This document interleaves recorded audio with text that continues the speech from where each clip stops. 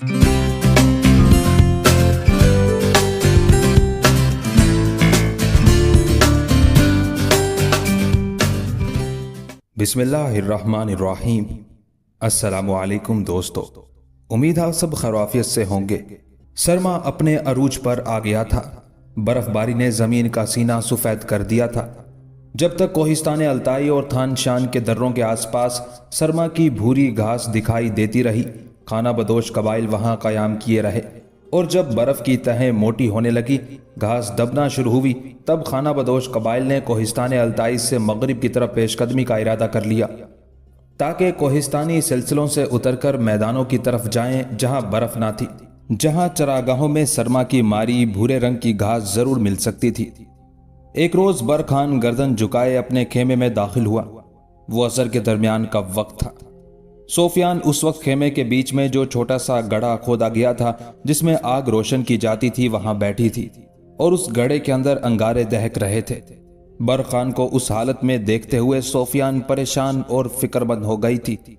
पहले उसने अंगारों भरे गड्ढे में कुछ लकड़ियां डाली ताकि आग बुझ ना जाए, फिर अपनी जगह पर उठ खड़ी हुई, आगे बढ़ी। बड़े प्यारे अंदाज में बरखान के दोनों हाथ हाथों में लिए, फिर मोहब्बत भरी आवाज में उसे कहने लगी, क्या बात है, आज आप उदास, अफसुर्दा, परेशान और बिखरे बिखरे हैं। लगता है कोई गैर मामूली वाकया पेश आया है। क्या दुश्मन कबाइल की तरफ से हमारे लिए खतरात उठ रहे हैं, या उन्होंने हमलावर होकर हमारे किसी हिस्से को नुकसान पहुंचाया है? बरखान आगे बढ़कर आग भरे गड्ढे के पास बैठ गया। सोफियान भी उसके पहलू में हो बैठी। सोफियान की तरफ देखते हुए बरखान बोल उठा, सोफियान, एक बहुत बड़ा हादसा रूनुमा हो गया है। कैसा हादसा? चौंकने के अंदाज में सोफियान ने पूछ लिया था।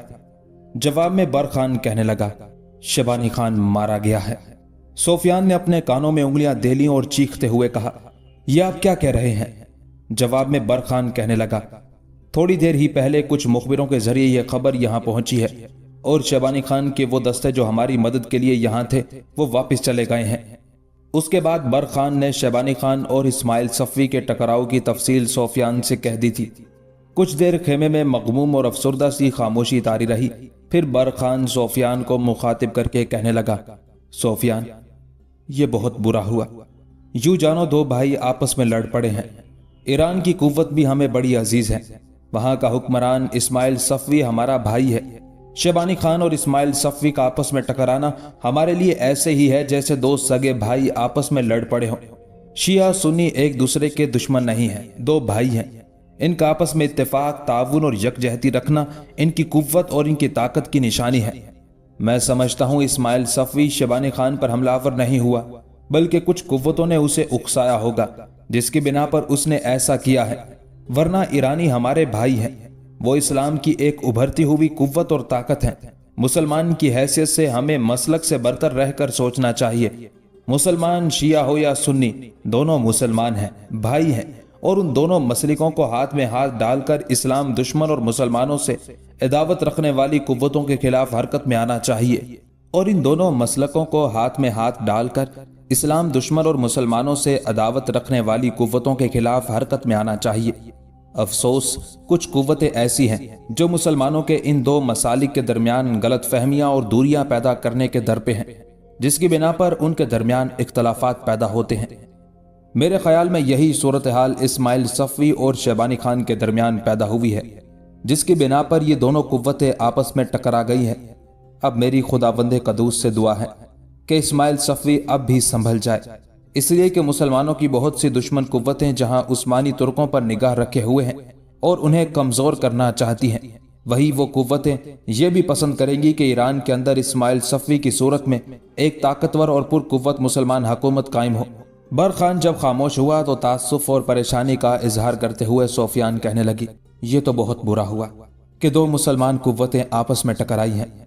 नुकसान शबानी खान का हो या इस्माइल सफ़वी का, ये नुकसान मुसलमानों का है। मुसलमानों की ताकत और कुव्वत कमजोर होगी। इससे मुसलमानों के अंदर यकजहती, इत्तेफाक और ताउन नापैद हो जाएगा। फिर मैं समझती हूँ कि यह सब कुछ इस्लाम दुश्मन कुव्वतों का किया धरा है। यहां तक कहने के बाद सोफियान खामोश हुई। दोबारा बरखान की तरफ देखते हुए कहने लगी, अब आपका क्या इरादा है?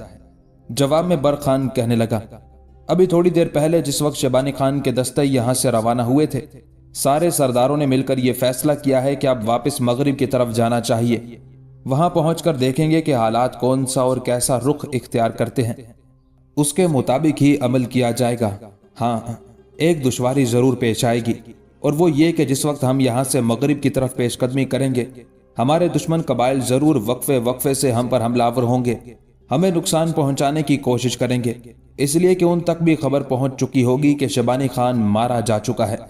شیبانی خان کے مارے جانے سے نہ صرف ان قبائل کے حوصلے بلند ہو جائیں گے، بلکہ روسی حکمران اپنی سلطنت میں خوشیاں منا رہے ہوں گے۔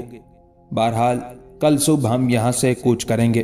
اس کے بعد دونوں میاں بیوی آگ کے پاس بیٹھ کر آنے والے دور سے متعلق گفتگو کرنے لگے تھے۔ اگلے روز صبح ہی صبح سارے مسلم قبائل نے کوہستان التائی کی ان قریبی سرزمینوں سے مغرب کی طرف کوچ کیا تھا۔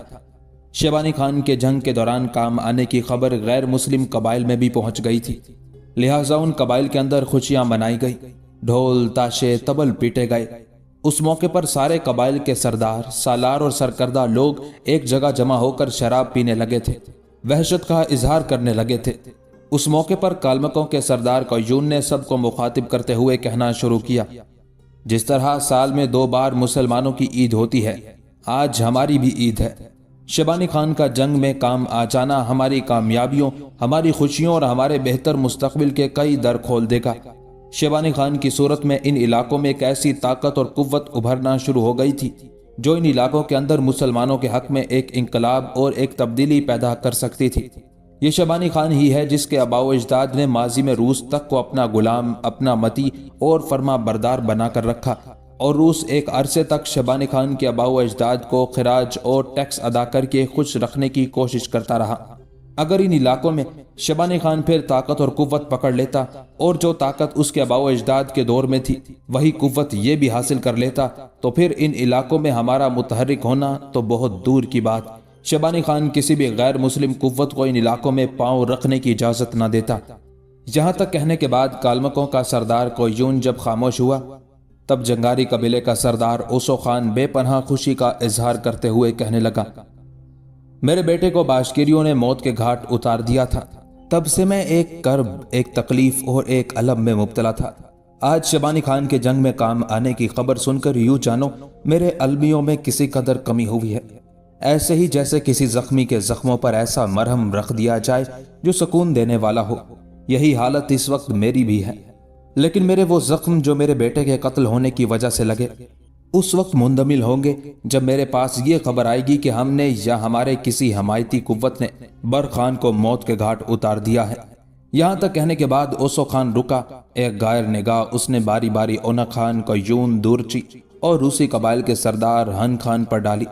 اس کے بعد بے پناہ خوشی میں وہ کہنے لگا، ہمارے مخبر ہمارے لیے 2 اچھی خبریں لے کر آئے ہیں۔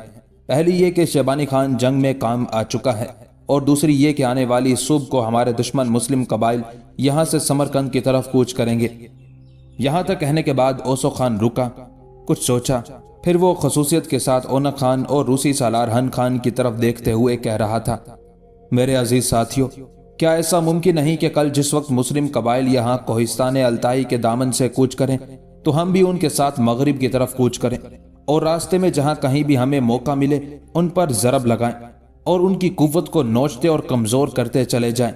یہاں تک کہتے کہتے اوسو خان کو رک جانا پڑا، اس لیے کہ روسی قبائل کا سالار ہن خان بول اٹھا، کہنے لگا، اوسو خان، جو کچھ تم نے کہا ہے میں نہیں جانتا اس کے متعلق میرے عزیز اور محترم اونک خان کے کیا خیالات ہیں، لیکن اس موقع پر اپنے خیالات کا اظہار ضرور کروں گا۔ میں گزشتہ کئی ماہ سے تم لوگوں کے ساتھ رہ رہا ہوں، اس دوران مسلم قبائل کے ساتھ ہمارے ٹکراؤ بھی ہوئے ہیں، اور ان ٹکراؤ کے نتیجے میں جو کچھ میں نے اندازہ لگایا ہے اس کی روشنی میں کہوں گا۔ اوسو خان، تمہارا خیال ہے کہ کل مسلم قبائل یہاں سے سمرقند کی طرف کوچ کریں گے، ہم بھی ان کے ساتھ مغرب کی طرف کوچ کریں اور راستے میں جب اور جہاں کہیں بھی موقع ملے ان پر حملہ آور ہو کر انہیں نقصان پہنچانے کی کوشش کریں۔ اوسو خان، یہ کوئی معمولی کام نہیں جس کی طرف تم نے نشاندہی کی ہے۔ ایک بات یاد رکھنا، شیبانی خان کے جنگ میں کام آنے کے باعث یہ مسلم قبائل اس وقت زخمی سانپ کی حیثیت رکھتے ہیں، وہ بے پناہ غصے اور غضبناکی میں ہیں۔ ان کے ساتھ ان کے پیچھے پیچھے یا ایک طرف رہتے ہوئے کوچ کرنا معیوب نہیں، لیکن راستے میں ان پر حملہ آور ہونا मैं समझता हूँ अपनी तबाही को दावत देना है। रास्ते में अगर हमने उनसे छेड़छाड़ शुरू की तो याद रखना वो पूरी ताकत, कुव्वत और गजबनाकी के साथ हम पर हमलावर होंगे और हमें बेपनाह नुकसान पहुंचाएंगे। ऐसा मैं इसलिए कह रहा हूं कि माजी में जिस कदर टकराव हुए उनमें कामयाब भी रहे। इसमें भी कोई शक नहीं कि माजी में एक बार ओना खान ने हमलावर होकर बाशकिरियों को नुकसान पहुंचाया था, लेकिन उस वक्त ये सारे कबाइल फर्दन फर्दन शुमाल से जनूब और मशरिक से मगरिब की तरफ चरागाहों की तलाश में सरगर्दा रहते थे। अब वो आपस में इत्तेहाद कर चुके हैं, उनके अंदर एक यकजहती है। उसकी मिसाल मैं यूं देता हूं कि इससे पहले बर खान को कोई नहीं जानता था और ये ओना खान तुम्हारे सामने खड़ा है। अपने जंगजुओं के साथ ये जिस कबीले पर भी हमलावर होता था दहशत और वहशत फैला देता था और किसी को इसके सामने सर उठाने या इंतकामी कार्रवाई करने की जुर्रत और जसारत नहीं होती थी। लेकिन जब इन मुस्लिम कबाइल ने आपस में इत्तेहाद और ताउन कर लिया और हर एक ने अपने मफादात पर मट्टी डालते हुए एक तरह से बाशकिरी सरदार बर खान को अपना सरबराह बना लिया, तब ये लोग चिंगारी से मौत उगलता हुआ आतिश फिशा बन गए हैं। मेरे अजीज, ये भी सोचो, पहले ओना खान जिस कबीले की भी लड़कियां उठाकर लाता था उस कबीले को जुर्रत नहीं होती थी कि उस पर एतराज करे और ना ही ओना खान से तैगजनी का मुकाबला करने के लिए तैयार होता था। आखिर जब इन लोगों में इत्तेहाद और ताउन हुआ और इन्होंने उसकी शिकायत बर खान से की, उसके बाद जब ओना खान मुस्लिम लड़कियों को उठाकर लाया तो उन्होंने वापसी का मुतालबा कर दिया। जवाब में ओना खान ने तैगजनी के मुकाबले की धमकी दे दी। आगे तुम जानते हो क्या हुआ। मुस्लिम कबाइल इंतकाम पर उतर आए। ओना खान की बहन अलजाए खातून को उठाकर ले गए और फिर जब ओना खान ने अलजाए की वापसी का मुतालबा किया तो उन्होंने भी ये कहला भेजा कि तैगजनी का मुकाबला होगा, ऐसे ही जैसे ओना खान धमकी दिया करता था। और जब तैगजनी का मुकाबला हुआ तो मैं मौजूद नहीं था। तुम लोगों ने मुझे खुद ही बताया था कि उस बर खान ने बड़ी आसानी से ओना खान को अपने सामने जेर कर लिया था। अब बर खान की सालारी और सरकर्दगी में वो ताकत, कुव्वत और यकजहती पकड़ चुके हैं। अगर वो यहाँ कयाम किए रहते तो हम उनसे छेड़छाड़ शुरू करने वाले थे और हम उनसे जरूर टकराते, लेकिन अब मामला मुख्तलिफ हो चुका है। शेबानी खान की मौत ने जहाँ उन्हें गमजदा किया है वहाँ उन्हें गजबनाक भी किया है। ऐसी सूरत में उन पर हमलावर होना या उनसे छेड़छाड़ करना अपने आप को नुकसान पहुंचाने के मुतरादिफ होगा। यहाँ तक कहने के बाद वो रूसी सालार रुका, दम लिया। दोबारा वो सारे सरदारों को मुखातिब करते हुए कह रहा था, इन मुसलमान कबाइल को नुकसान पहुंचाने और इन्हें अपने सामने जेर करने के लिए जो मंसूबा बंदी इस वक्त मेरे जहन में आती है वो मैं आप लोगों के सामने पेश करता हूं और मुझे उम्मीद है आप लोग इससे इत्तेफाक करेंगे।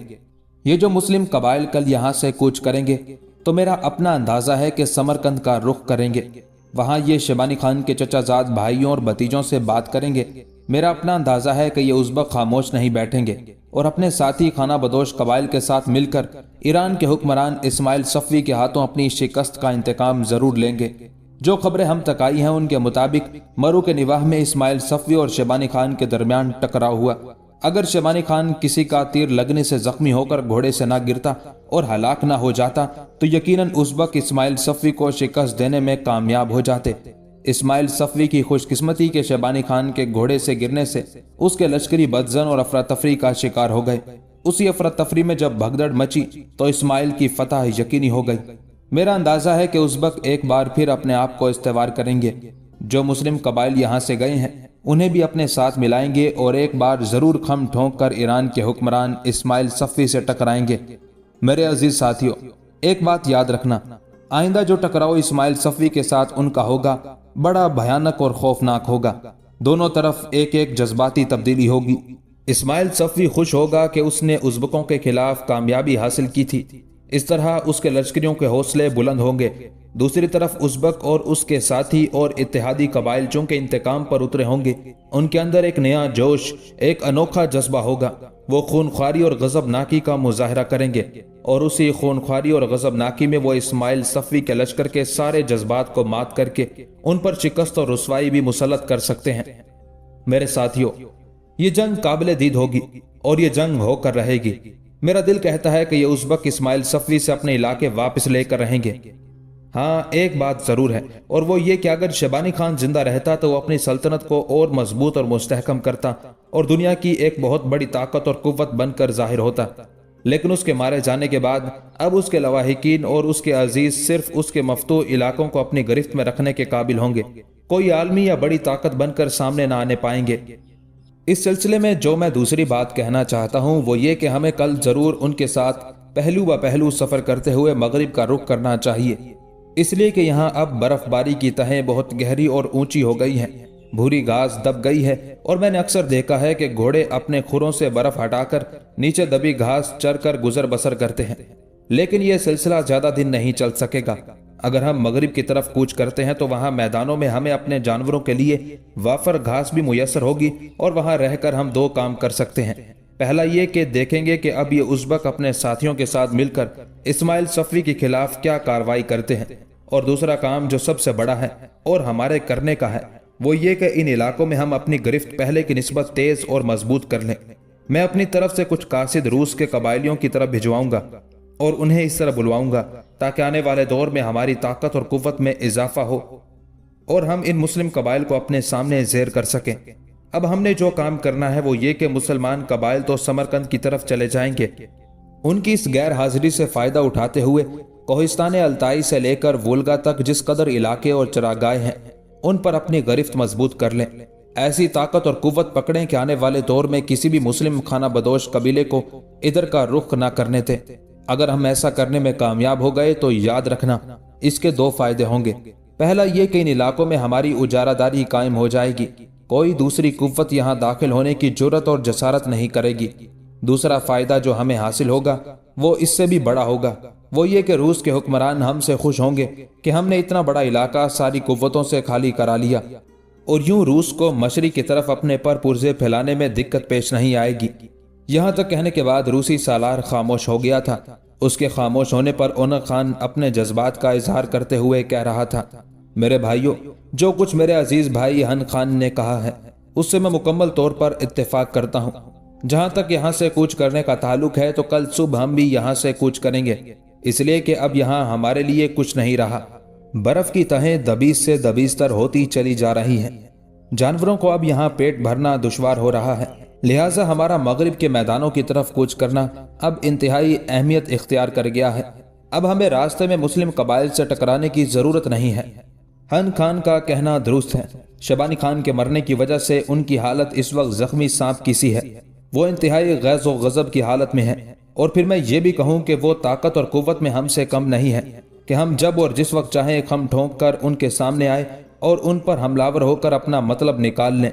उनसे किसी तरीके से टकराना होगा, और अगर हमने हमाकत से काम लेते हुए यूं ही मुंह उठाकर उनसे टकराने की कोशिश की और एक बार उन्होंने हमें अपने सामने पसपा कर दिया तो फिर याद रखना वो हमें जानवरों की तरह हाँकते और रगीदते चले जाएंगे और उस वक्त तक नहीं छोड़ेंगे जब तक वो मुकम्मल तौर पर हमारा खात्मा नहीं कर लेते।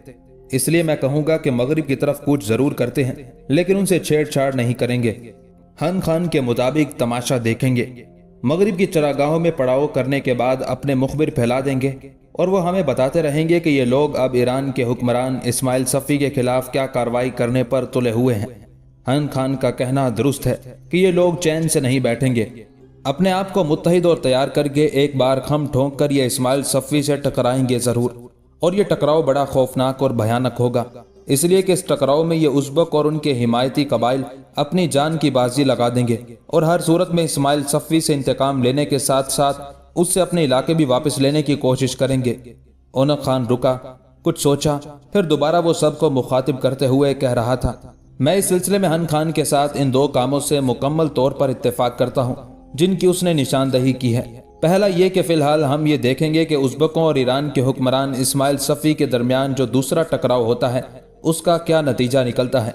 अगर इस्माइल सफ़वी दोबारा कामयाब और कामरान रहता है तो फिर इन इलाकों में उज़्बक ही नहीं मुस्लिम खाना बदोश कबाइल भी हमारे लिए बिल्कुल बेखतर हो जाएंगे, इसलिए कि इस्माइल सफ़वी उनकी जान निचोड़ कर रख देगा।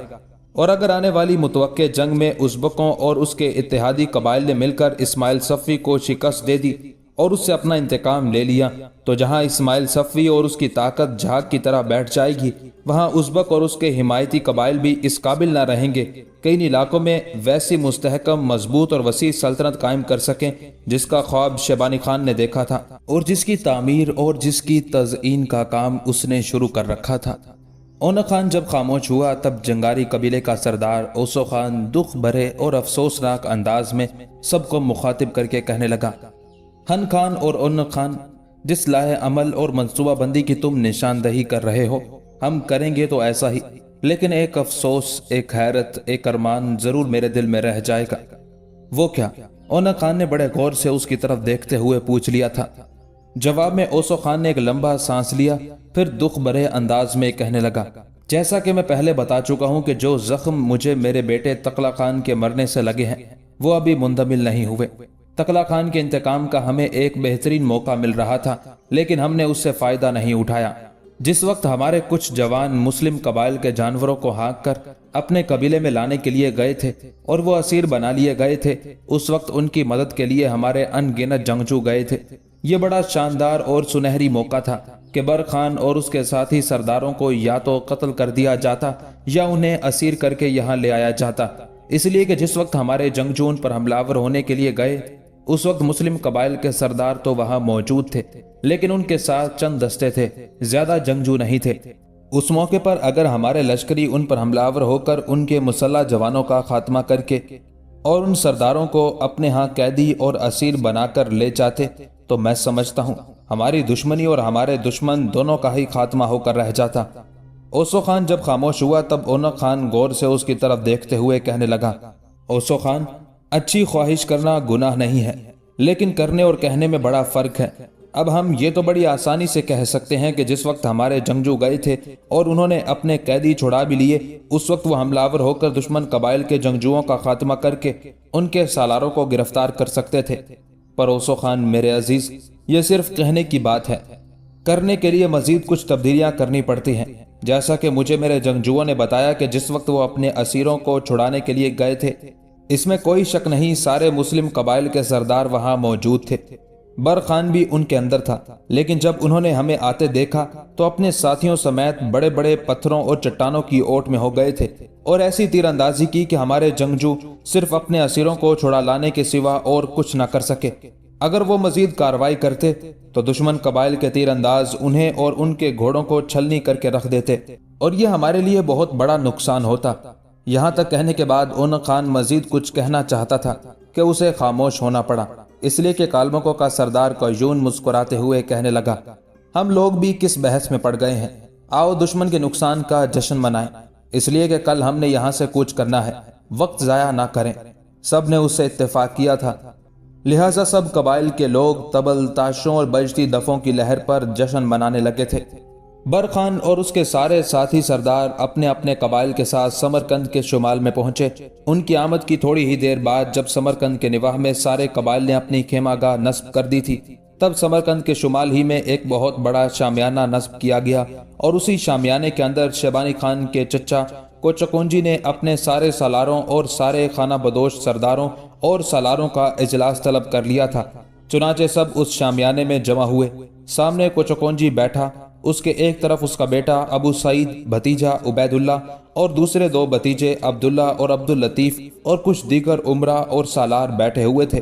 دوسری جانب بر خان، ساسی بوکا، کپک خان، کنجوک خان، کلدی بیگ اور سنجر خان کے علاوہ دیگر عمرہ اور سالار نشستیں سنبھال چکے تھے۔ سامنے بھی مختلف نشستوں پر بہت سے لوگ بیٹھ گئے تھے۔ اس موقع پر سب سے پہلے بر خان کے کہنے پر فاتح خوانی ہوئی۔ کچھ دیر تک مغموم سی خاموشی اس شامیانے میں طاری رہی۔ اس کے بعد شیبانی خان کا چچا کوچکونجی دکھ بھرے انداز میں بول اٹھا، میرے عزیز اور محترم ساتھیوں، مجھے اپنے ہر دل عزیز بھتیجے شیبانی خان پر فخر اور ناز تھا۔ وہ ایک عمدہ سالار، ایک بہترین تیغ زن، جرأت مندی، دلیری اور شجاعت رکھنے والا سالار تھا۔ افسوس ہم اس سے محروم ہو گئے۔ ہم نے ایران کے حکمران اسماعیل صفوی کو اس جنگ سے باز رہنے کی تلقین بھی کی، ایک طرح سے اس سے گزارش بھی کی اور یہ بھی کہا کہ ان علاقوں میں اور بہت سی قوتیں جو غیر مسلم ہیں قوت پکڑ رہی ہیں، لہٰذا ہمیں آپس میں نہیں ٹکرانا چاہیے۔ مسلمان خواہ ایرانی ہو، عرب ہو یا ترک ہو، سب آپس میں بھائی ہیں اور میرا نظریہ ہے کہ ہمیں آپس میں نہیں لڑنا چاہیے۔ چونکہ اسماعیل صفوی نے ہمارے خلاف جنگ کی طرح ڈال دی ہے، لہٰذا ہم اس کے خلاف انتقام کی تلواریں بے نیام کرنے پر مجبور ہیں۔ حیرت کی بات ہے کہ اس سلسلے میں عثمانی ترکوں کے سلطان سلیم نے بھی اسماعیل صفوی کو سمجھانے کی کوشش کی کہ صبر و تحمل سے کام لے کر اپنے معاملات کو سلجھانا چاہیے، آپس کے جو جھگڑے ہیں انہیں نمٹانا چاہیے، सुल्तान सलीम ने यह भी समझाया कि इस्माइल सफवी को शेबानी खान पर ना हमलावर होना चाहिए, ना उससे टकराना चाहिए। लेकिन इस्माइल सफवी पर न जाने जंग का कैसा भूत सवार था कि उसने ना हमारी गुजारिश को माना, ना ही उसने उस्मानी तुर्कों के सुल्तान सलीम की तंबीह पर कोई असर लिया। बस एक जरार लश्कर लेकर हम पर चढ़ दौड़ा, और हमलावर भी उस वक्त हुआ जबकि हमारा लश्कर बटा हुआ था, तकसीम शुदा था। बहरहाल ऐसे पिछताओं का अब कोई फायदा नहीं। मेरा भतीजा शेबानी खान हमेशा के लिए हमसे जुदा हो चुका है। अब वो हम में नहीं, लेकिन उसके काम को जारी रखेंगे। यहां तक कहने के बाद कोचोकोंजी रुका, कुछ सोचा, फिर कह रहा था, मेरे अजीज साथियों, मेरे हिमायतियों, मैं नहीं जानता तुम लोगों के क्या ख्यालात हैं। तुम लोगों ने शेबानी खान के बाद अपना क्या लाहे अमल बनाया है, किस तरह की मंसूबाबंदी तरतीब दी है। लेकिन मैंने जो फैसला अपने बेटे, अपने भतीजों और उम्रा और सालारों के साथ मिलकर किया है, वो यही है कि शेबानी खान के कत्ल का इंतकाम इस्माइल सफवी से लिया जाएगा। इस्माइल सफवी ने हम पर हमलावर होकर एक फाश गलती की है, इसलिए कि इस जंग में इस्माइल के भी काफी लश्करी काम आए, हमारे भी बहुत से लश्करी जानों से हाथ धो बैठे। मेरे अजीज साथियों, जंग में अगर कोई तुर्क जान से हाथ धो बैठता है तो हमें उसका उतना ही अफसोस है जितना हमें किसी ईरानी के जंग में मरने का है, इसलिए कि हमने मसलक को नहीं देखना। अगर मुसलमान आपस में मसलक की तकसीम को अहमियत दें तो हमारे अंदर कभी इत्तेफाक और यकजहती पैदा हो ही नहीं सकती। हम पहले मुसलमान हैं, उसके बाद अपना कोई मसलक रखते हैं। मुसलमान की हैसियत से हम सब भाई हैं। यही बात हमने इस्माइल सफवी को समझाने की कोशिश की, लेकिन लगता था ताकत और कुव्वत के नशे में उसने किसी की भी बात को मानने से इनकार कर दिया। हालांकि उस्मानी तुर्कों का सुल्तान सलीम बड़ी अहमियत रखता है, इस्माइल सफवी ने उसके फैसले को भी ठुकरा कर रख दिया। यहां तक कहने के बाद कोचोकोंजी रुका, कुछ सोचा, फिर अपनी गुफ्तगू के सिलसिले को आगे बढ़ाते हुए वो कह रहा था, बर खान, सासी बोका, कपक खान, कंजूक खान, कल्दी बेग, मुझे तुम सब की यहाँ आमद और वापसी का इंतजार था। तुम्हारी आमद के बाद ही मैं कोई फैसला करना चाहता था। मेरे अजीज साथियों, शेबानी खान के बाद हमारे वो लश्करी जो हौसला हार बैठे थे और शिकस्ता दिली का शिकार हो गए थे, उन्हें हमने संभाला दे दिया है। अब वो संभल चुके हैं, इंतकाम लेने के लिए बेचैन और बेताब हैं। अब हम सबको तुम्हारी आमद का इसलिए इंतजार था कि तुम्हारी आमद के बाद हम शेबानी खान के जाननशीन का इंतखाब करना चाहते थे, और ये इंतखाब तुम्हारी मौजूदगी में होना चाहिए था, इसलिए कि शेबानी खान तुम लोगों को ना सिर्फ अपना हिमायती बल्कि अपने खानदान के अफराद ख्याल करता था। शेबानी खान के बाद हम में से कोई भी तुम लोगों को नजरअंदाज नहीं कर सकता। यहां तक कहने के बाद कोचोकोंजी रुका, फिर बरखान की तरफ देखते हुए कहने लगा, बरखान, शेबानी खान की निगाहों में तुम्हारी बड़ी इज्जत, बड़ा वकार था, लिहाजा सबसे पहले मैं तुमसे ही मुखातिब होता हूं। मेरे अजीज, अपनी आरा का इजहार करो। मुझे उम्मीद है कि तुम दूसरे कबाइल की नुमाइंदगी करते हुए भी हमें अपने मशवरों से नवाजोगे।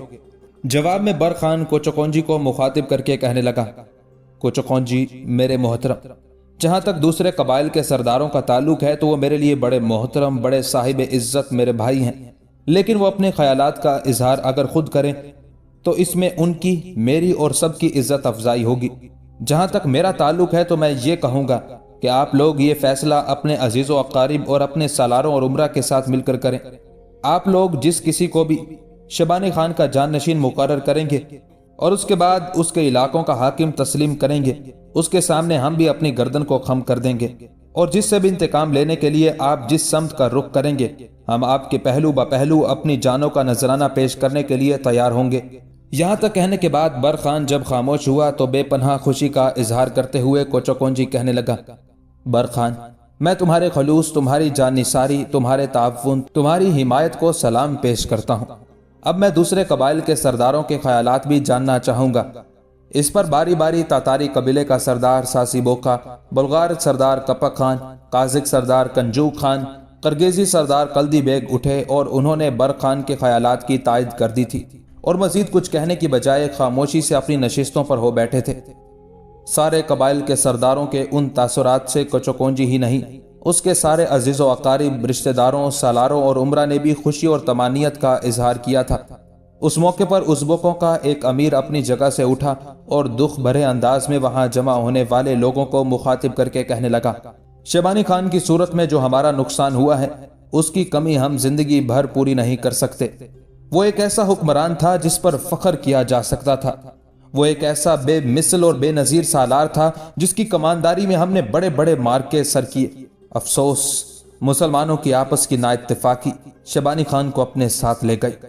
اب جبکہ شیبانی خان ہمارے ساتھ نہیں ہے، ہم اپنی قوت کو منتشر و پراگندہ نہیں ہونے دیں گے، لہٰذا اس قوت کو اپنے دشمن سے انتقام لینے کے لیے استعمال کرنے کی خاطر ہم اور خصوصیت کے ساتھ میں اپنی طرف سے شیبانی خان کے جانشین کے طور پر اس کے چچا کوچوکونجی کا نام پیش کرتا ہوں۔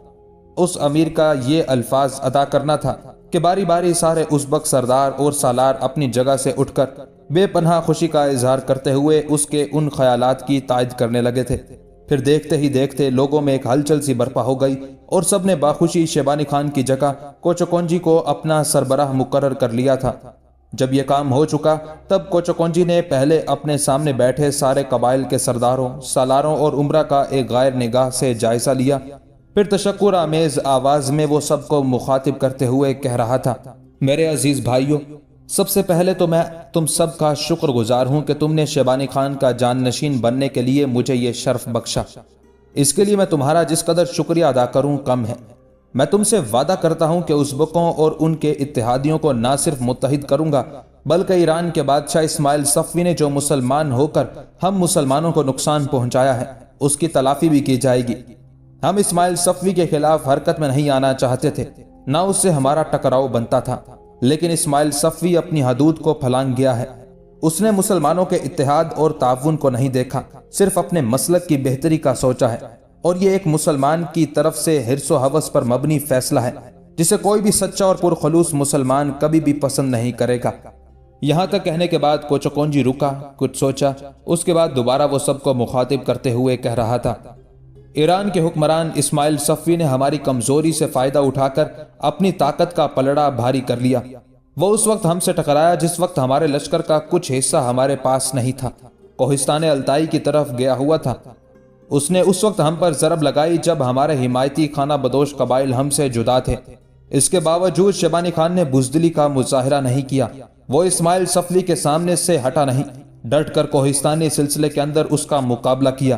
اگر وہ ایسے کوہستانی سلسلے میں گھر نہ جاتا جس کے سامنے کوئی راستہ نہ تھا تو یقیناً وہ اسماعیل صفوی کو بدترین شکست دینے میں کامیاب ہو جاتا، لیکن اس کے مقدر میں یہ کچھ لکھا ہوا تھا، لہٰذا اسے کوئی ٹال نہ سکا، اور اب ہمارے ہاتھوں اسماعیل صفوی کے مقدر میں جو لکھا جائے گا اسے بھی کوئی ٹال نہیں سکے گا۔ اس موقع پر کوچوکونجی دم لینے کے لیے رکا، پھر وہ بڑی رازداری میں اپنے بیٹے ابو سعید اور بھتیجوں عبید اللہ، عبداللہ اور عبداللطیف اور خانہ بدوش قبائل کے سرداروں کو مخاطب کرتے ہوئے بڑی رازداری میں کہنے لگا، میرے عزیز ساتھیوں، آؤ پہلے اس لشکر کی ترتیب کا فیصلہ کر لیں جس لشکر کے ساتھ ہم نے اسماعیل صفوی سے ٹکرانا ہے، اس پر ضرب لگانی ہے اور اس سے اس کے ناانصافیوں کا انتقام لینا ہے۔ اگر اسماعیل صفوی یہ خیال کرتا ہے کہ وہ جبر اور بربریت سے کام لیتے ہوئے ہم سے ہمارے سارے علاقے خالی کرا لے گا تو یہ اس کی بھول ہے۔ ہم اب اپنے علاقوں کا دفاع کریں گے اور متحد ہو کر اس پر ایسی ضرب لگائیں گے جو زندگی بھر کے لیے اس کے لیے ایک یادگار بن کر رہے گی۔ یہاں تک کہنے کے بعد کوچوکونجی رکا، پھر برخان کی طرف دیکھتے ہوئے کہنے لگا، برخان، سب سے پہلے تو مجھے اس بات کی خوشی ہے کہ سارے خانہ بدوش قبائل کے سردار تم پر اعتماد اور بھروسہ کرتے ہیں۔ میرے عزیز، میں اپنی طرف سے کوئی بات مسلط نہیں کروں گا، تمہاری حیثیت میرے ہاں ایک بیٹے کی سی ہے، میں سارا معاملہ تم پر چھوڑتا ہوں۔ لشکر کی جو ترتیب تم سر انجام دو گے وہ ہمارے لیے آخری ہوگی۔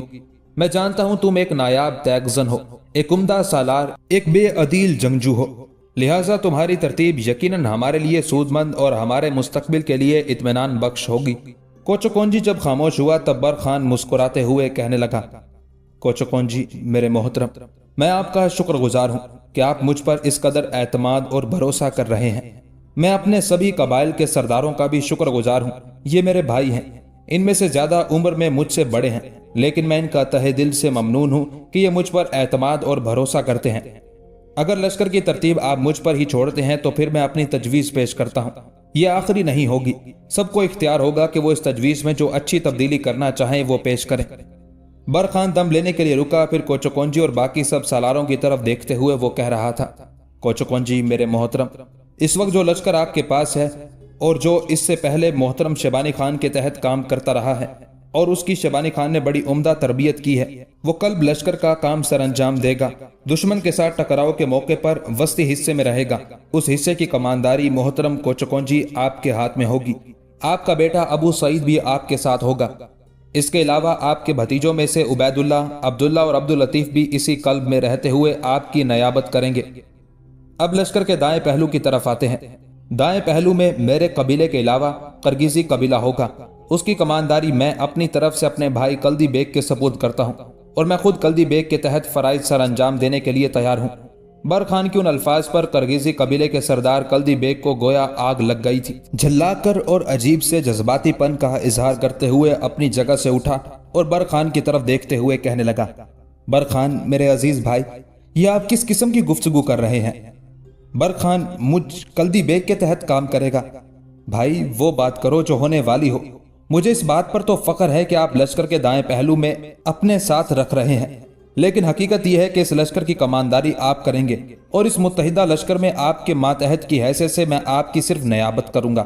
میرے بھائی، اتنی بھی عاجزی اور انکساری اچھی نہیں ہوتی۔ میں ہی نہیں، کوچکونجی کے سارے لشکری اور سارے قبائل کے سردار، سالار اور جنگجو جانتے ہیں کہ جہاں برخان کھڑا ہوتا ہے وہاں دشمن پر لرزہ اور کپ کپی طاری ہو جاتی ہے۔ میرے بھائی، تمہارے نائب کی حیثیت سے کام کرتے ہوئے میں کلدی بیگ اپنی ذات پر فخر محسوس کروں گا۔ کلدی بیگ کے ان الفاظ پر کوچکونجی، ابو سعید، عبید اللہ، عبداللہ اور عبداللطیف سارے سالار مسکرا رہے تھے۔ برخان بھی مسکراتے ہوئے کہنے لگا، کلدی بیگ، جو الفاظ تم نے ادا کیے ہیں سنہری حروف میں لکھے جانے کے قابل ہیں۔ میرے عزیز بھائی، میں اپنے آپ کو خود دائیں پہلو کا سالار مقرر نہیں کرنا چاہتا تھا، اس لیے میں نے تمہارا نام لیا۔ اب تم نے چونکہ خود مجھے دائیں پہلو کا سالار مقرر کیا ہے، لہٰذا میں تمہارے اس چناؤ کی عزت اور وقار کو برقرار رکھوں گا، اور ایسی کارکردگی کا مظاہرہ کروں گا کہ جو فرائض مجھ پر عائد ہوتے ہیں ان کا حق ادا کر دوں گا۔ یہاں تک کہنے کے بعد برخان رکا، پھر کہنے لگا، اب میں بائیں پہلو کی تفصیل بتاتا ہوں۔ بائیں پہلو میں کازک قبیلے کے ساتھ کنجوک خان اور تاتاری قبیلے کے سردار ساسی بوکا کو رکھا جائے۔ یہ بہترین اور عمدہ کارگزاری کا مظاہرہ کریں گے۔ اس لشکر کی کمانداری کون کرے گا، اس کے لیے میں کسی کا نام نہیں لوں گا۔ یہ معاملہ میں اپنے بھائی ساسی بوکا اور کنجوک خان پر چھوڑتا ہوں۔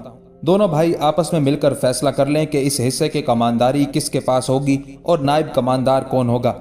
برخان نے ابھی اپنے الفاظ ادا کیے ہی تھے کہ طوفانی انداز میں کازک سردار کنجوک خان اپنی جگہ پر اٹھ کھڑا ہوا اور برخان کو مخاطب کر کے کہنے لگا، برخان میرے عزیز اور پروقار بھائی، بائیں پہلو میں اپنے تاتاری بھائی ساسی بوکا کے نائب کی حیثیت سے کام کروں گا، جبکہ بائیں پہلو کی کمانداری ساسی بوکا کے ہاتھ میں ہوگی۔ کنجوک خان کے ان الفاظ پر سب نے طمانینت اور خوشی کا اظہار کیا تھا، یہاں تک کہ برخان بول اٹھا، لشکر کا چوتھا حصہ میرے بلغاری بھائیوں پر مشتمل ہوگا۔ کپک خان اپنے اس لشکر کی کمانداری کرے گا، اور کپک خان کے ذمہ یہ کام ہوگا کہ ہمیشہ لشکر کی پشت پر رہا کرے گا، اور پشت پر رہتے ہوئے یہ دو کام سر انجام دے گا۔ پہلا یہ کہ اپنے پڑاؤ کی حفاظت کرے گا، دوسرا یہ کہ اپنے لشکر کے 3 حصوں میں جس حصے میں بھی دیکھے گا کہ دشمن کے مقابلے میں کمزوری کے آثار پیدا ہو رہے ہیں، فوراً اس حصے کی مدد کو لپکے گا اور اپنے اس حصے کی حالت بہتر اور استوار کرنے کی کوشش کرے گا۔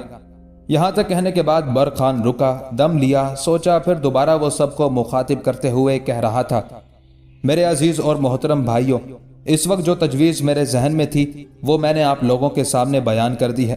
میں نے شروع ہی میں کہہ دیا تھا کہ یہ حرف آخر نہیں، اس میں اگر کوئی تبدیلی کرنا چاہتا ہے تو اسے اس کا حق پہنچتا ہے۔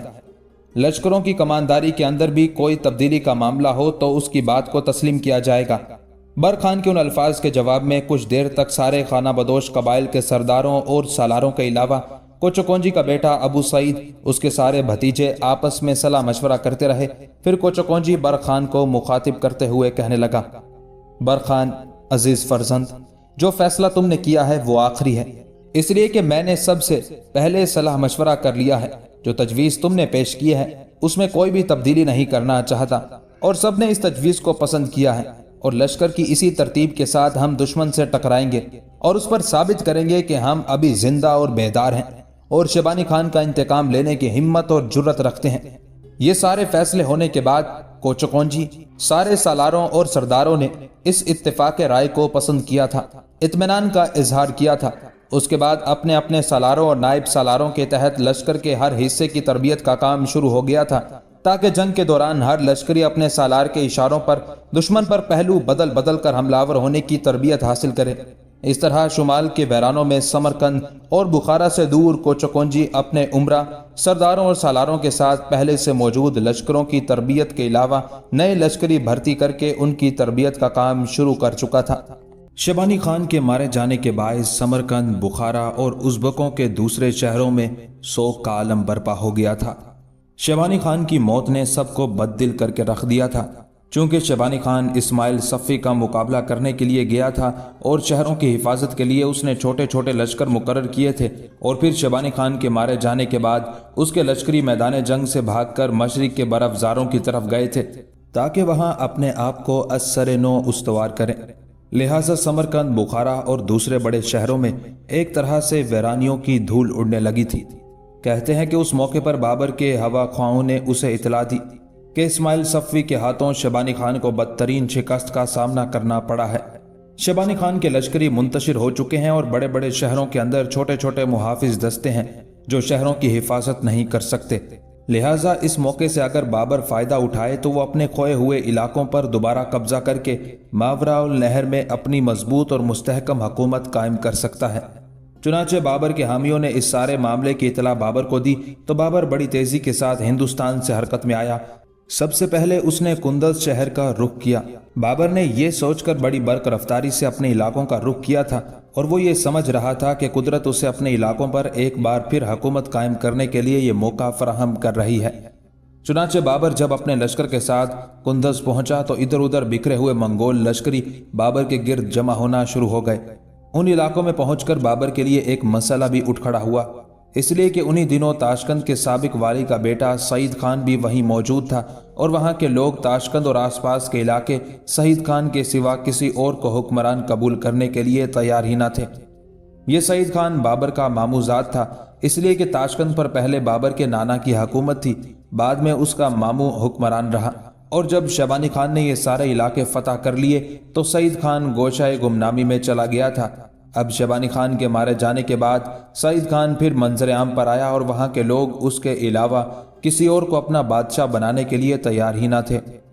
سعید خان چونکہ بابر کے ماموں کا بیٹا تھا اور ماضی میں سعید خان کے بابر کے ساتھ بڑے اچھے تعلقات بھی تھے، اس موقع پر وہاں کے لوگوں نے سعید خان سے رازدارانہ درخواست کی کہ وہ خود اپنا موروثی منصب سنبھالے اور ان علاقوں کے قدیم جھنڈے اور علم کھڑے کر کے منگولوں کی سنت کے مطابق ان کی برکت حاصل کرے اور یہ علاقے بابر کے حوالے نہ کرے، اس لیے کہ ان علاقوں پر پہلے سعید خان کا باپ اور بابر کا ماموں حکمران تھا، لہٰذا اس نسبت سے ان علاقوں کی حکمرانی سعید خان کو ملنی چاہیے تھی۔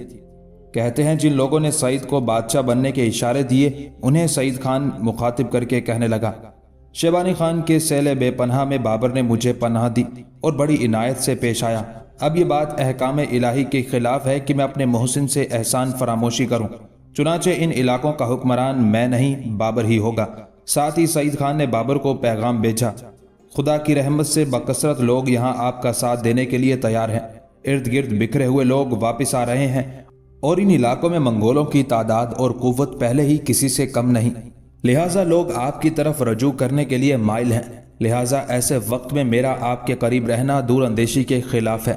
ان علاقوں کی بہتری اور آپ کی حکومت کو قائم دائم رکھنے کے لیے میری رفاقت لامحالہ فرقت میں بدلنی پڑے گی، اور ہم دونوں کے حق میں بہتر ہوگا کہ آپ مجھے کسی اور جگہ بھیج دیں جہاں ہمارے تعلقات مہر و اخلاص کی استواری میں فرق نہ آئے۔ یہ بڑی پیچیدہ صورتحال تھی۔ ایک طرف بابر تھا اور اس کے رفقا ہر صورت چاہتے تھے کہ ان علاقوں کا حکمران بابر بنے، دوسری طرف تاشقند اور اس کے گرد و نواح میں بسنے والے منگول تھے جو بابر کے ماموں زاد سعید خان کی بادشاہی کے طالب تھے، اور ان منگولوں کی تعداد لگ بھگ 20,000 کے قریب تھی۔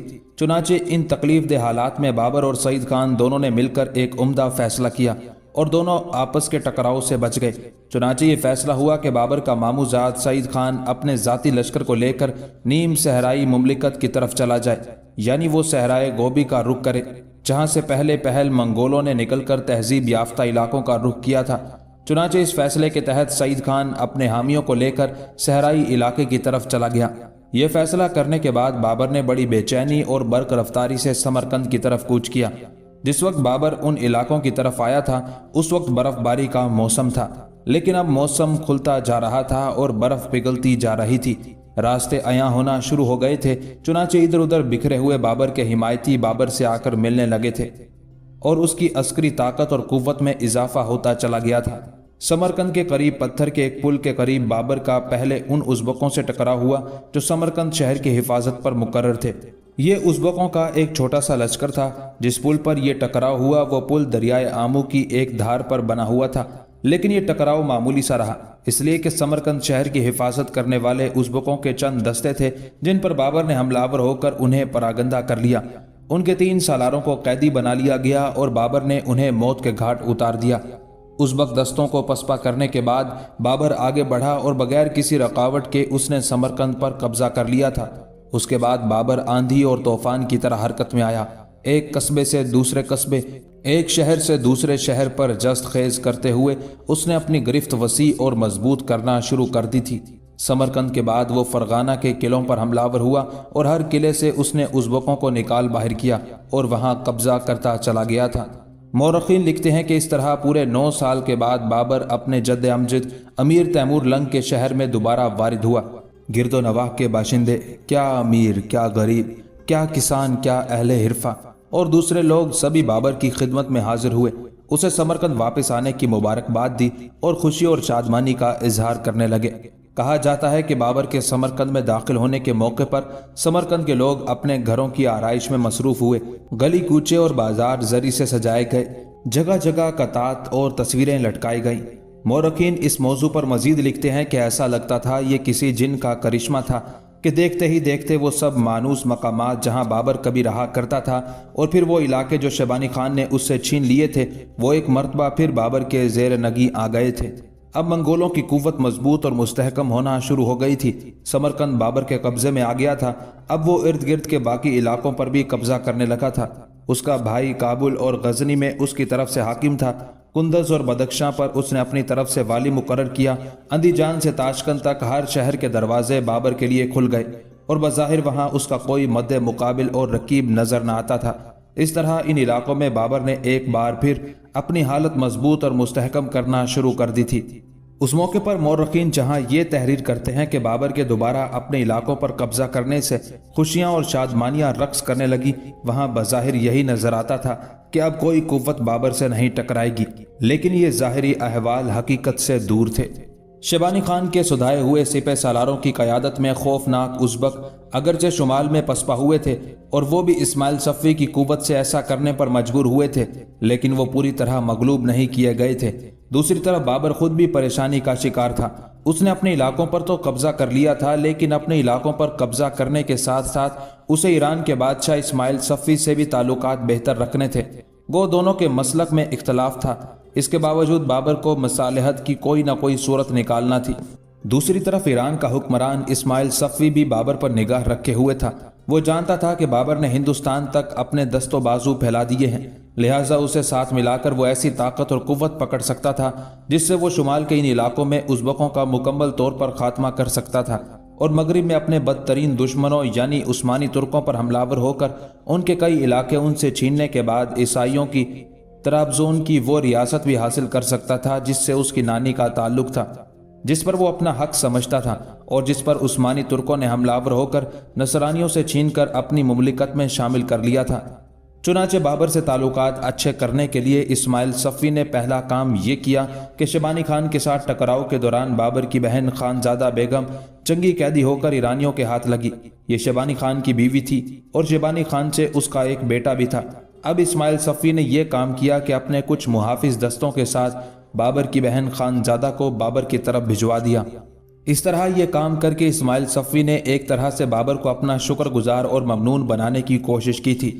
ساتھ ہی بابر کی مدد کے لیے اسماعیل صفوی نے ایک اور قدم اٹھایا۔ اس نے اپنے ایک نامور سپہ سالار کو مقرر کیا جس نے شیبانی خان کے خلاف جنگ میں بڑے کارہائے نمایاں سر انجام دیے تھے۔ چنانچہ اسماعیل صفوی نے ایک لشکر اپنے اسی سالار نجم ثانی کے حوالے کیا اور اسے بابر کی مدد پر مقرر کیا تاکہ بابر ان سارے علاقوں پر قبضہ کر کے اپنی حکومت قائم کر لے جو اس سے پہلے شیبانی خان نے فتح کیے تھے۔ اس موقع پر مورخین یہ بھی لکھتے ہیں کہ ایران کے حکمران اسماعیل صفوی نے جو اپنے علاقے واپس لینے کے لیے بابر کی مدد کی تھی، یہ مدد غیر مشروط نہ تھی۔ اس مدد کے ساتھ کچھ شرائط وابستہ تھی۔ یہ شرائط مورخین تفصیل کے ساتھ بیان کرتے ہیں۔ پہلی شرط یہ تھی کہ اسماعیل صفوی نے بابر کو سمرقند اور گرد و نواح کا حکمران بننے اور اس کی حکومت قائم رکھنے میں مدد کا وعدہ کیا، بشرط یہ کہ بابر ایرانی حکمران اسماعیل صفوی کو اپنا بادشاہ تسلیم کرے۔ اس کے علاوہ دو اور سخت شرائط بھی مسلط کی گئی تھی۔ پہلی یہ کہ ان علاقوں پر حکومت کرتے ہوئے بابر جو سکے ڈھالے گا ان سکوں پر اسماعیل صفوی کا نام کندہ ہوگا، اور ان علاقوں میں جو خطبہ جاری کیا جائے گا وہ خطبہ بابر کے نام کا نہیں بلکہ اسماعیل صفوی کے نام کا جاری کیا جائے گا۔ اسماعیل صفوی نے جو شرائط بابر پر عائد کی تھی ان کے متعلق مورخین لکھتے ہیں، اسماعیل صفوی نہایت متعصب شخص تھا، جبکہ بابر کے مزاج میں رواداری تھی۔ 30 برس کی عمر میں 18 سال اس نے جنگ و جدل میں گزارے تھے، عزت نفس رکھنے میں کسی سے کم نہ تھا۔ اسی زمانے میں اس کی بہن خانزادہ نے بھی ازبکوں کی طاقت اور قوت کے منصوبوں کی تفصیل اس سے کہی تھی۔ اس کے باوجود بابر سمجھ گیا کہ سمرقند جو محض خدائے تعالیٰ کی کریمی سے دوبارہ اس کے ہاتھ آیا تھا، وہ ایرانی فاتح اسماعیل صفوی کی مدد کے بغیر اس پر قبضہ نہ رکھ سکے گا۔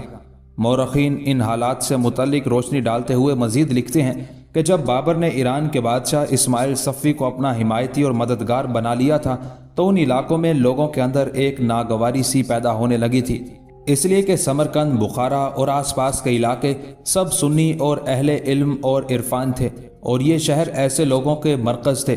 اسی بنا پر بابر جب ان علاقوں کو واپس آیا تھا تو شیبانی خان کے بعد لوگوں نے شاندار انداز میں اس کا خیر مقدم کیا تھا۔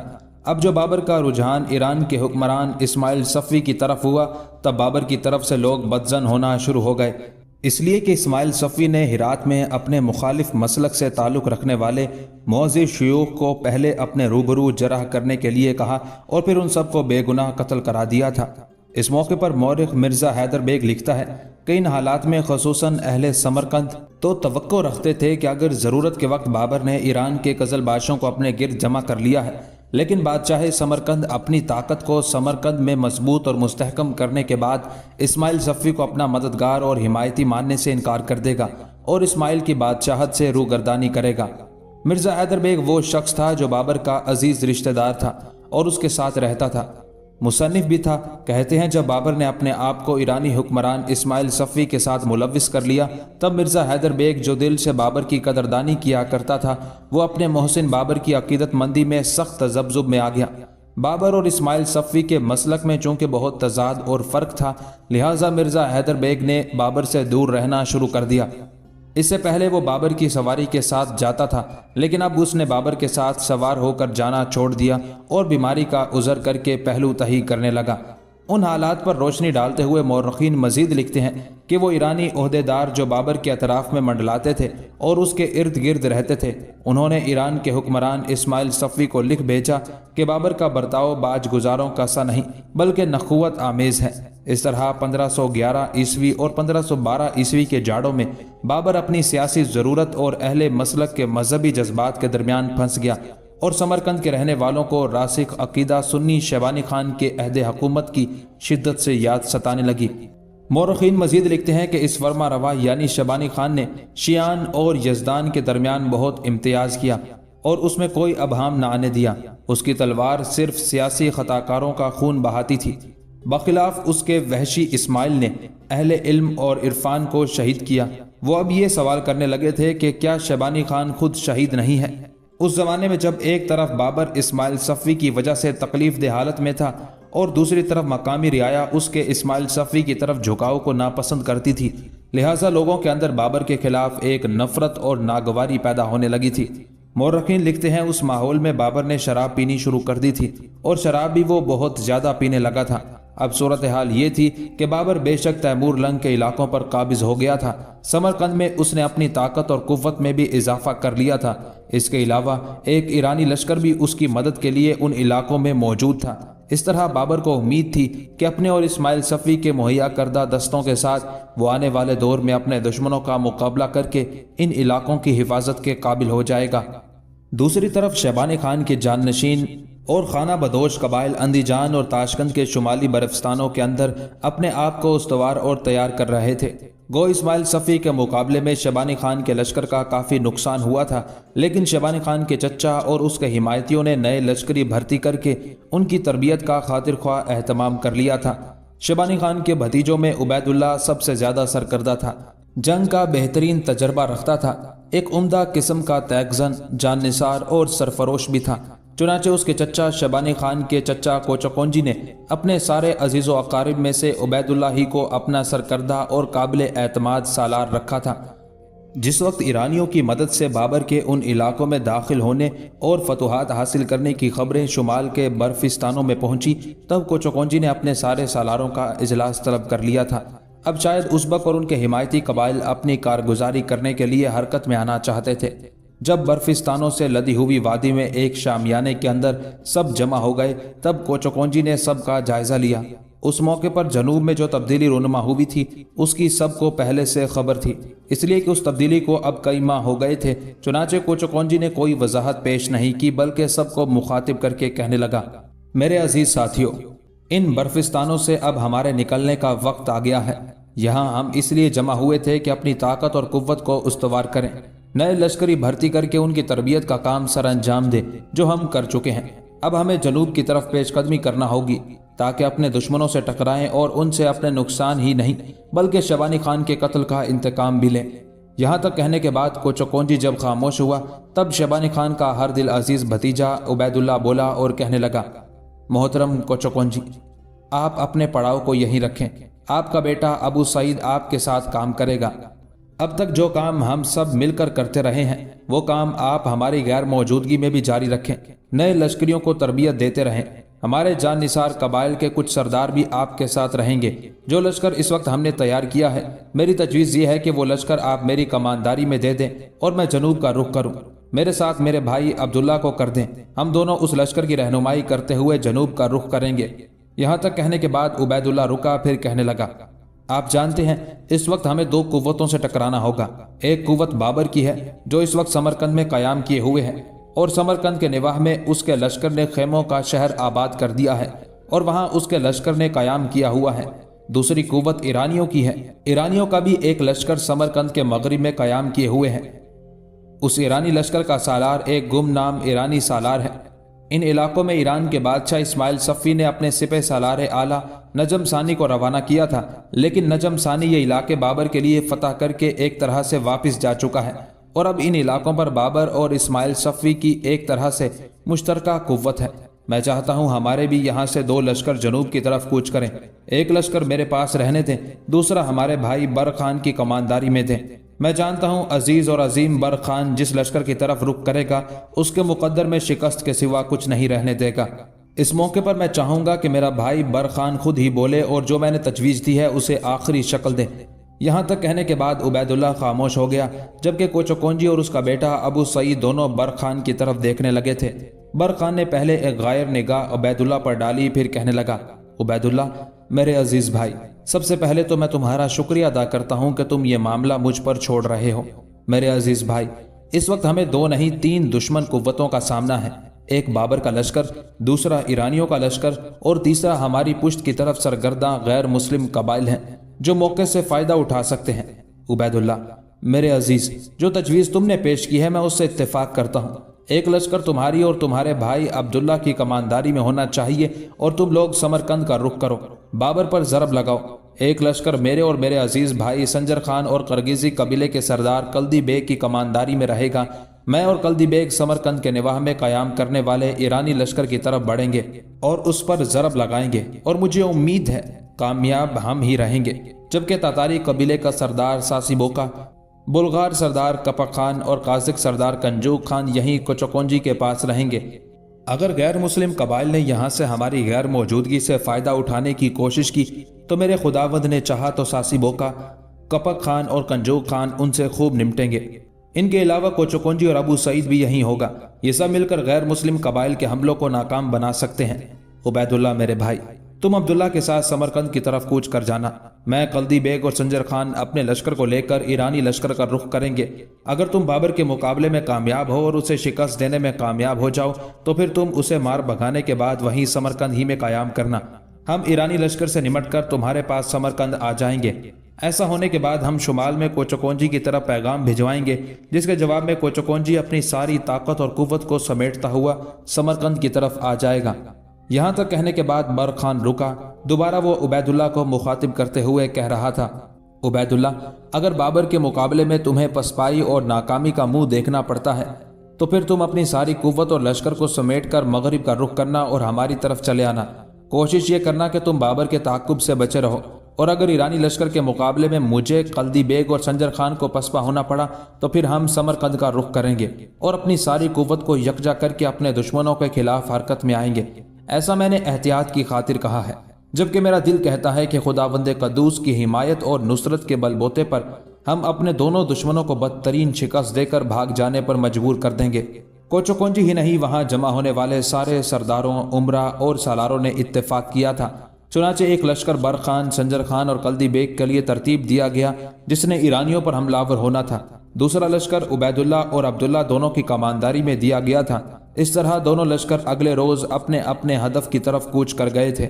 دوسری طرف سمرقند کے نواح میں بابر کو اور سمرقند سے چند میل مغرب میں ایرانی لشکر کو بھی خبر ہو گئی تھی کہ شیبانی خان کے چچا کوچکونجی کی طرف سے 2 لشکر ان کی طرف ضرب لگانے کے لیے آ رہے ہیں، لہٰذا وہ بھی حملاوروں کا مقابلہ کرنے کے لیے تیار اور مستعد ہو گئے تھے۔ سب سے پہلے برق خان، قلدی بیگ اور سنجر خان اپنے لشکر کے ساتھ سمرقند شہر کے مغرب میں ایرانی لشکر کی طرف بڑھے اور ان کے سامنے جا پہنچے۔ ایرانیوں کو بھی چونکہ ان کی آمد کی اطلاع ہو چکی تھی، لہٰذا ایرانیوں نے ان کی آمد سے پہلے ہی اپنے لشکر کے اندر طبل بجوانے شروع کر دیے تھے اور صفیں درست کرنا شروع کر دی تھی۔ دراصل اس سے پہلے ایرانی چونکہ شیبانی خان کو شکست دے چکے تھے، لہٰذا ان کے حوصلے بڑے بلند تھے اور انہوں نے تہیہ کر رکھا تھا کہ جو ہی ان کا مقابلہ کرنے کے لیے ازبکوں کا ہم نوا لشکر ان کے پاس آئے گا، اس کی آمد کے ساتھ ہی وہ جنگ کی ابتدا کر دیں گے۔ چنانچہ انہوں نے ایسا ہی کیا اور لشکر کی صفیں درست کرنے لگے تھے۔ برق خان، قلدی بیگ اور سنجر خان بھی اپنے لشکر کے ساتھ ایرانیوں کے سامنے پڑاؤ کر گئے۔ پھر تینوں ایک جگہ جمع ہوئے اور کچھ چھوٹے سالاروں کو بھی بلا لیا گیا۔ اس موقع پر برق خان سب کو مخاطب کر کے کہنے لگا، میرے عزیز بھائیوں، جو لشکر اس وقت ہمارے پاس ہے اسے 3 حصوں میں تقسیم کرتے ہیں۔ ایک حصہ میرے پاس، دوسرا قلدی بیگ، تیسرا سنجر خان کی کمانداری میں ہوگا۔ میں وسطی حصے میں رہوں گا، دائیں پہلو پر قلدی بیگ، بائیں پہلو کی طرف سنجر خان ہوگا۔ میرے بھائیوں، سامنے ایرانی لشکر کو دیکھو، وہ جنگ کی ابتدا کرنے کے لیے بڑے بے چین ہیں اور مجھے امید ہے کہ ہم انہیں کھنگال کر رکھ دیں گے۔ قلدی بیگ اور سنجر خان، میرے دونوں عزیز بھائیوں اور ساتھیوں، سنو، پہلے میں حملے کی ابتدا کروں گا، قلب کو آگے بڑھاؤں گا، دشمن پر ضرب لگاؤں گا اور کوشش کروں گا کہ دشمن کے سامنے کا زیادہ سے زیادہ حصہ اپنے ساتھ جنگ میں ملوث کر لوں۔ اس سے قلدی بیگ اور سنجر خان تم دونوں فائدہ اٹھانا، اپنے لشکر کو ایرانیوں کے پہلوؤں کی طرف پھیلا دینا۔ اس طرح ہماری طرف سے جب ایرانیوں پر سامنے کے علاوہ پہلوؤں پر بھی ضرب پڑے گی تو ان کی تنظیم، ان کی ترتیب درہم برہم ہوگی، افراتفری کا عالم برپا ہوگا، اور اسی افراتفری میں ہم جب اپنے حملوں میں مزید شدت پیدا کریں گے تو ایرانیوں کے پاس صرف ایک ہی راستہ ہوگا، اور وہ یہ کہ میدان جنگ چھوڑ کر بھاگ کھڑے ہوں۔ اور جب وہ ایسا کریں گے تو پھر ہم ان کا تعاقب اس طرح کریں گے جیسے ان گنت چوپان خونی بھیڑیوں کو مار مار کر اپنے آگے بھاگنے پر مجبور کر دیتے ہیں اور پھر ان کا تعاقب کر کے ان کی زندگی کے در پہ ہو جاتے ہیں۔ قلدی بیگ اور سنجر خان کے علاوہ چھوٹے سالاروں نے بھی برق خان کی اس تجویز سے اتفاق کیا تھا، لہٰذا لشکریوں کی تقسیم کے بعد صفوں کو بالکل استوار کر دیا گیا تھا تاکہ جنگ کی ابتدا ہو سکے۔ برق خان، قلدی بیگ اور سنجر خان دراصل اپنے لشکر کی صفیں درست کر کے انتظار کرنے لگے تھے۔ شاید وہ ایرانیوں کو پہلے حملہ ہونے کا موقع دینا چاہتے تھے اور ایرانیوں نے اس موقع سے فائدہ بھی اٹھایا۔ چنانچہ ایرانی لشکر سلگتی ریت کے صحرا میں لہو کے پیرہن پھیلاتی ساتوں اور خاموشی کے دشت میں دکھ کے افسانوی جھکڑوں کی طرح آگے بڑھا۔ اس کے بعد ایرانی برق خان، قلدی بیگ اور سنجر خان کے لشکر پر قطرہ قطرہ زہر برساتی رات میں سرخ اجل کی اندھی جستجو، جبر کی بساط بخیرتے طلسموں کے حیرت قدوں اور ہر شے کے مقدر میں مقتل کی ویرانیاں پھیلا کر بے ثمر کرتے بغولوں، خون اگلتے لمحات اور دھول اڑاتی آتش گرفتی کی طرح حملہ ہو گئے تھے۔ ایرانیوں کا یہ حملہ خون خوار وحشی سایوں، خاک و خون میں ملاتی کہانیوں اور درد کی ان گنت رتوں جیسا تھا۔ ایرانی شاید اپنے ایمان کی ضد اور اپنے طرز زندگی کی عداوت بن کر برق خان، قلدی بیگ اور سنجر خان کے لشکر پر حملہ ہوئے تھے۔ ان کے اس حملے کے جواب میں سب سے پہلے برق خان نے اپنی کارروائی کی ابتدا کی اور پھر برخان بصارتوں میں اندھیرا، نفس نفس میں زہر، سماعتوں میں بے بسی بھرتے رنج و علم کے اڑتے بغولوں، رگ رگ میں سلگتے جذبے بھرتے زوال کے لمحات، تباہی اور بربادی کے شعلوں، رشتوں کے اتحاس، روحوں کے رابطے منقطع کرتے، فنا کے پرندوں اور تار تار دامن کرتے آگ برساتے اجاڑ لمحوں کی طرح حملہ ہو گیا تھا۔ برخان کے بعد کلدی بیگ نے اپنے کام کی ابتدا کی، اور وہ بھی داستانوں کے اوراق بکھیرتے ارتقاء کے دائروں میں، خونی داستانیں رقم کرتے صعوبتوں کے جھکڑوں، زیست کو نیستی میں تبدیل کرتے، درد کے صحرا میں سرگرداں جاں کی ملامتوں کے عذاب کی طرح حملہ ہو گیا تھا۔ کلدی بیگ کے ساتھ ہی ساتھ سنجر خان بھی صبح و شام کے لمحوں کو پتھر کرتی، طوفانی یورش کی طرح نفس نفس کے روزن سے جھانکتی، سوکھے پتوں کے ملبوس پر تند یلغار کرتی، افق سے اٹھتی آندھیوں اور بے ضمیری کے خوابوں میں خون کے جوار بھاٹے کھڑی کرتی، آتش صفت پیاسی ساعتوں کی طرح حملہ ہوا تھا۔ سمرقند کے مغربی حصے میں دونوں لشکروں کے اس طرح ٹکرانے سے تشنا کامی کے فسوں، جراحتوں کی درندگی کے گیتوں کی بازگشت، نفرت غزیدہ سوچوں میں بھٹکتی روحوں، سانسوں کی ڈوریاں کاٹتے، آگ برساتے اجاڑ لمحوں، سطر سطر میں نارسائیاں لکھتے طوفانوں کے وحشی جذبوں کا سا سما برپا ہو گیا تھا۔ زیست کے ماہو سال خون آلود ہونے لگے تھے، فکر کی کھیتیاں خون آلود ہونا شروع ہو گئی تھی، چپا چپا چھانتی پاگل ہوائیں نوحہ گری کا سما پیش کرنے لگی تھی۔ ایرانیوں نے اپنی طرف سے پوری کوشش کی کہ جس طرح ماضی میں انہوں نے شیبانی خان کو زیر کر کے اس کا سر کاٹا تھا اور اس کے کٹے سر سے اپنے بادشاہ اسماعیل صفوی کے لیے پینے کا پیالہ بنایا تھا، اسی طرح وہ نئے حملہ آوروں پر بھی ضرب لگا کر کاٹ کر رکھ دیں گے۔ لیکن یہاں معاملہ الٹ دکھائی دے رہا تھا۔ برخان، کلدی بیگ اور سنجر خان نے اپنے تیز حملوں میں ایرانیوں کی ذات کی فصیل میں شگاف پیدا کرنے شروع کر دیے تھے۔ ان کے احساس کے سفینوں میں، ان کے لہو کی روانگی میں انہوں نے ایک طرح سے درد و کرب کی گھٹائیں کھڑی کرنا شروع کر دی تھی۔ تھوڑی دیر کی مزید جنگ کے بعد ایرانیوں کی حالت برخان، کلدی بیگ اور سنجر خان کے سامنے فضاؤں میں بکھرتے بیکار لمحوں، زندگی کے میلے میں محبت اور الفت کے اجڑے اوتاقوں، جدائی کے خارزاروں اور موت کے سناٹوں سے بھی ابتر ہونا شروع ہو گئی تھی۔ اب ایرانیوں نے اندازہ لگا لیا تھا کہ تھوڑی دیر تک یہی جنگ مزید جاری رہی تو ناکامی اور ذلت آمیز شکست ان کا مقدر بن جائے گی، لہٰذا اپنی شکست کو قبول کرتے ہوئے وہ بھاگ کھڑے ہوئے۔ چنانچہ برخان، کلدی بیگ اور سنجر خان نے بڑے طوفانی انداز میں بھاگتے ایرانیوں کا تعاقب کیا۔ ان میں سے بہت کم کو اپنی جانیں بچا کر بھاگنے کا موقع ملا، باقی کو تہہ طے کر دیا گیا تھا۔ دوسری طرف عبید اللہ اور عبداللہ دونوں بابر کے لشکر کے مقابل آئے۔ بابر نے اپنے لشکر کو سمرقند شہر کے نواح میں استوار کیا تھا۔ یہاں بھی جنگ کی ابتدا بابر کی طرف سے ہوئی اور بابر اپنے لشکر کے ساتھ زندگی کے رجز کو بے نام آہٹوں کی طرح خاموش کرتے، موت کے ہاتھوں کے خونی نشتروں، حبس کے نگار خانوں میں بے قرار قیامتیں کھڑی کرتے، فطرت کے اضطراب کی لہروں کی طرح ٹوٹ پڑا تھا۔ بابر کے اس اقدام کے جواب میں عبید اللہ اور عبداللہ دونوں حرکت میں آئے، اور وہ بھی بابر کے لشکر پر سوچوں کا سرور، روحوں کی راحت، زندگی کا سکون چھینتے، عذابوں کے بسیروں اور چار سو نفرت کے صفات پھیلاتے، بغاوت کے وظیفہ خانوں اور تقدیر کے بدترین طنز کی طرح حملہ آور ہو گئے تھے۔ بابر نے بھی اپنی طرف سے پوری کوشش کی کہ عبید اللہ اور عبداللہ پر جان لیوا حملہ کر کے ان دونوں کو میدان جنگ سے بھاگ جانے پر مجبور کر دے، لیکن ایسا نہیں ہوا۔ عبید اللہ اور عبداللہ نے ایسے جان لیوا حملے کیے کہ انہوں نے بابر کے لشکر کی اگلی صفوں کو ہلا کر رکھ دیا تھا اور ان کی تعداد کافی حد تک کم کر دی تھی۔ اس کے بعد عبید اللہ اور عبداللہ بابر کے لشکر کے وسطی حصے کو اپنا ہدف بنانے لگے تھے۔ یہ صورتحال دیکھتے ہوئے بابر نے اندازہ لگا لیا تھا کہ وہ مزید ان کا مقابلہ نہیں کر سکتا، لہٰذا بھاگ کھڑا ہوا۔ اس موقع پر مورخین لکھتے ہیں کہ بابر نے اس بار صرف 8 ماہ تک سمرقند پر حکومت کی، اور پھر سمرقند کے نواح میں عبید اللہ کے ہاتھوں شکست اٹھانے کے بعد بابر جنوب کے گرم علاقوں کی طرف بھاگنے پر مجبور ہوا تھا۔ جنوب کی طرف جا کر بابر نے ایک مضبوط اور مستحکم حصار اور قلعے میں پناہ لی۔ شکست خوردہ ایرانی بھی اس سمت آئے تھے اور انہوں نے بابر پر انکشاف کیا کہ جہاں انہیں شکست ہوئی ہے وہاں ازبکوں کا ایک لشکر ان پر بھی حملہ آور ہوا اور ان کی اکثریت کو کاٹ کر رکھ دیا ہے۔ یہ صورتحال یقیناً بابر کے لیے بڑی افسوسناک اور بڑی دل خراش تھی، اور اسی حالت میں اس نے ازبکوں کے خلاف ایران کے بادشاہ اسماعیل صفوی کی طرف قاصد بھجوائے اور اس معاملے میں اس سے مدد طلب کی۔ ایرانیوں کو شکست دینے اور ان کی شکست کے بعد ان کے پڑاؤ سے جو کچھ ملا برخان، کلدی بیگ اور سنجر خان نے اپنے لشکریوں میں تقسیم کر دیا تھا۔ اس طرح لشکریوں کے مالا مال ہونے کے ساتھ ساتھ ان کے حوصلے بھی بڑے بلند ہو گئے تھے، اور اسی حالت میں برخان، کلدی بیگ اور سنجر خان نے اپنے لشکر کے ساتھ بڑی تیزی اور برق رفتاری سے سمرقند شہر کا رخ کیا تھا۔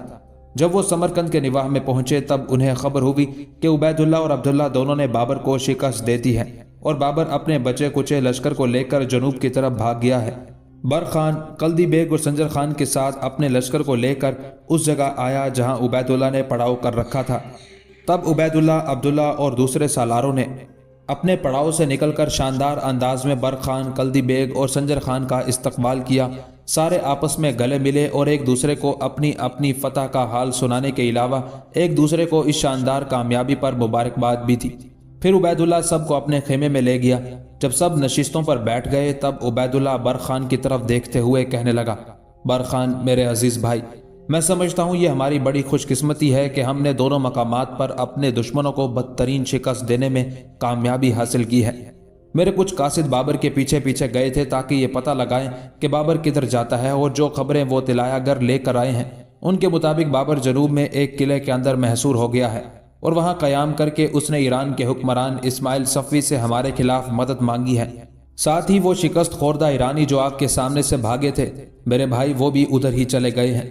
یہاں تک کہنے کے بعد عبید اللہ جب خاموش ہوا تب بے پناہ خوشی کا اظہار کرتے ہوئے برق خان کہنے لگا، عبید اللہ میرے بھائی، مجھے راستے ہی میں پتہ چل گیا تھا کہ بابر نے ایران کے حکمران اسماعیل صفوی سے ہمارے خلاف مدد مانگ لی ہے۔ اس سے کچھ نہیں بنتا۔